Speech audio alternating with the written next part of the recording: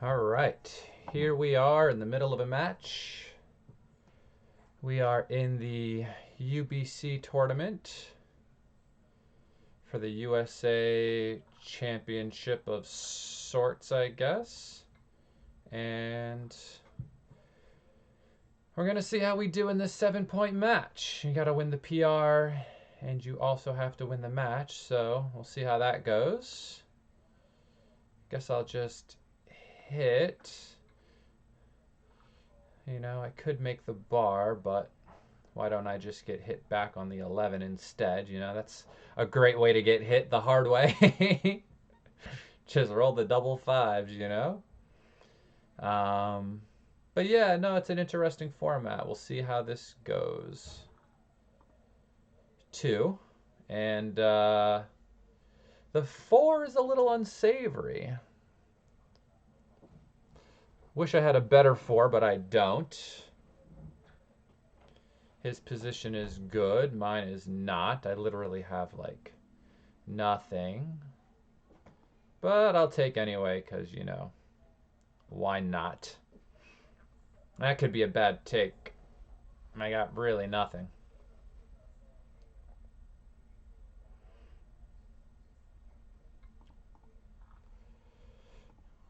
Well, we could hit 2, though. No 3. All right. Let's go.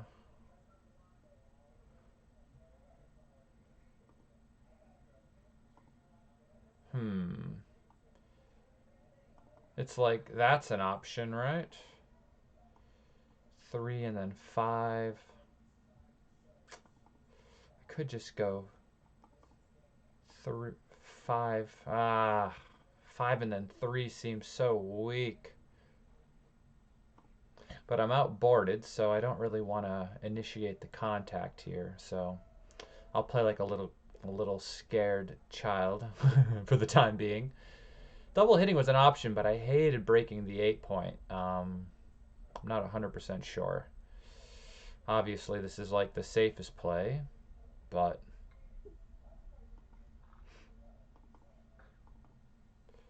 I guess we'll do that. Ooh, 5-4 is a great shake. That saves the cube, that's for sure. This is not my best roll, but I guess I'll just run. Maybe I'll get missed, which I do. All right, I like this. I like being missed. And then I like giving the cube back in advantageous positions. This is what I like more than anything else. Cube back, advantageous positions. Let's just double them back. I'm up a Fifillion. 6-3. He just takes that shit. So I could make this play, but I'm gonna hit. He gets to anchor, maybe step up, and then slot the 3. I like that idea. I also like this idea of rolling double 5s in this position. I'm a big fan of that roll. 6-3, he gets to make it and slot the ace. 3-1, I make the 5. 6-3 again, I guess you should hold on for a roll. Double 1s, that's fantastic. Just bring it a little bit closer. Don't have to worry about leaving a shot later. 3-1, I guess I'll just pick him up and carry him in. Maybe this game will be settled in a match will be settled in a single game. Ooh, that seems a little awkward. It is what it is, folks. 4-3. Guess we'll do this, right? Because 4-3 is even more awkward. Just take checkers off. 2-4, that's a good roll. He's just in now. Oh, I know I leave a shot. Don't hit me.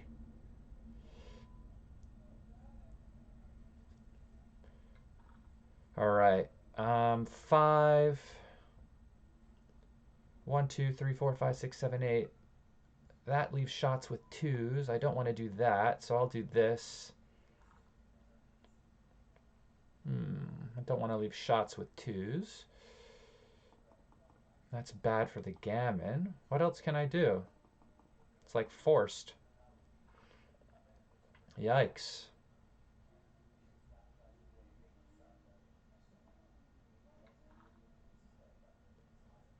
So 1, 2. No, that's 2, 1. I'm just counting it backwards. So 2, 1. All right. Well, at least we're even here. On the outside, at least. I don't want him getting off this G, though. Wow. They really don't want me to win this gammon, do they? Do they?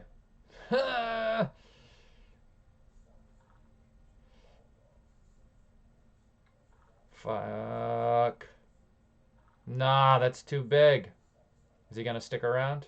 He's gotta stick around, right? Oh! Come on! One game. One time. Alright.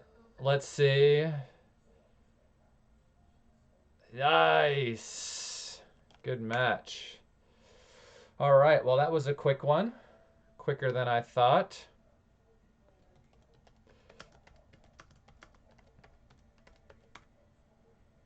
I was anticipating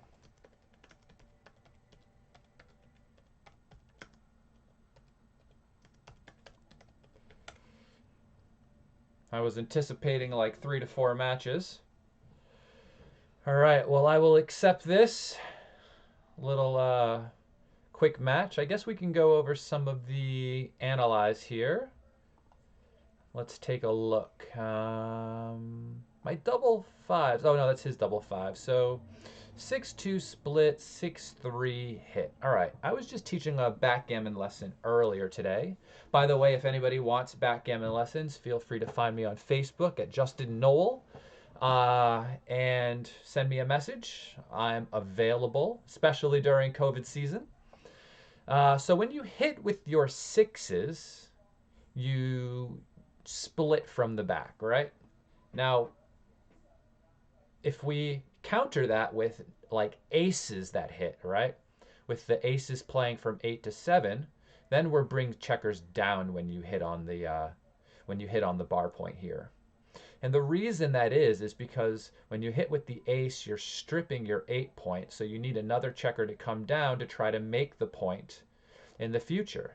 Because instead, this 8 point will be stripped and you might have to like shift to cover it. So if you hit with an ace, you come down. If you hit with a 6, you split. And that's the way I remember how to play these. His double fours was good. My 6-5 was good. His double fives was fantastic yet misplayed. So how would I have played this here? So I would have entered. And the question is, do you come around and hit and make the 8, which is what he did, or do you make the ace? And obviously I can see the results. You make the ace, and it just has a lot to do with distribution of checkers and the strength of your home board. Obviously every play you make is going to leave blots around the board, but which one's going to get hit less? And it's usually the one where the guy's on the roof against the stronger board.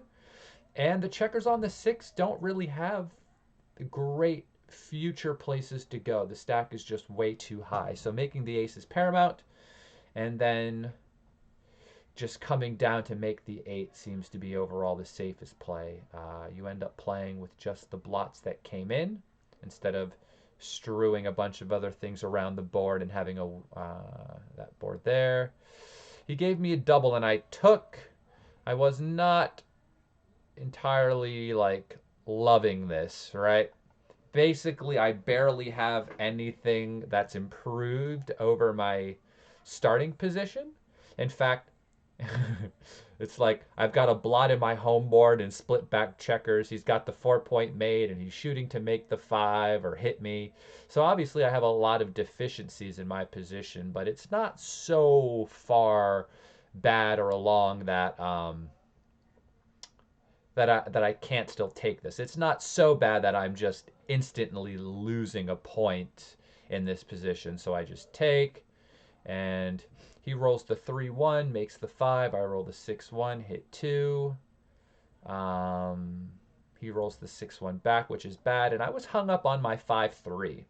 I wasn't sure if I should play it entirely safe or maybe hit 2. Yeah, like hitting 2 was very, very close. You'll notice that like covering with the 3 and just playing down is also a close third option. Uh, I just felt like I'm outboarded, and initiating contact when you're outboarded is generally against the rules, especially when you're up in the race. So I decided against that. Double twos is a magnificent roll. 5-4 is the only roll that stops him from getting the cube back right away. 6-2, right? I'm up in the race. I got to race. Got to run. Just run, get out of there. And they didn't like this double. I thought it was a good cube because I figure some people might pass. So I guess this is why I played a 1 point something and not a 0. That and my 6-3 coming up. You can see it is a high equity position, but I guess if I hit and he rolls a 2, have I really lost my market? No, but I still like the position. Um, he takes 6-3, double twos. My double fives they didn't like. They wanted me to just play 16 to 11, 13, 8 times 2, and then 8 to 3. Okay. Yeah, I can see it. I can see it. I was just. It's just the most flexible position to try to make the 5 coming home. I just wanted to have the outside point cleared in case I rolled something like a 5-3 to clear it.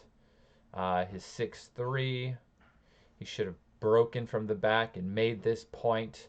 Keeping the solid 5 prime in these defensive positions is worth giving the shot, especially when I don't really want to give the return shots anyway to hit you. Because if you get a shot in these positions once you've rolled the 3 and played 7 to 1, then it ends up being harder to contain with just these 4 points made and not the fifth one, the solid 5 prime, shall I say, right? Because then I can just enter with the 2 and hop out much easier. And then like if I entered on an ace, I could just be stuck there forever. So you lose a lot of equity there. And then race, yada yada. Everything looked easy. 2 off. Yep. Everything was good. 5-3. And his 6-4 here, he tried to run. Where, like, I'm going to leave a lot of shots next roll, right? Like, I guess coming out is right, but you just wasted a little bit in the race efficiency-wise when you should have crossed over, right? Because if you're trying to get off the gammon to lose the match, if your 6 crosses over and your 4 comes to here, you get off with 5s and 6s if I roll big. And if you just go 6-4, yeah, it's got to have something to do with some doubles in the future. I rolled double 6, 4-3, and that was done. Well, I hope you liked the match. It was a quick one, but it was a good result. Like the video, subscribe to the channel, and I'll see what I can do about making some more. The next round, this was the second round. In the first round, I got a bye. Round 3 will be played sometime tomorrow. I'll see if I can record the video and upload that one too. All right, have a good day.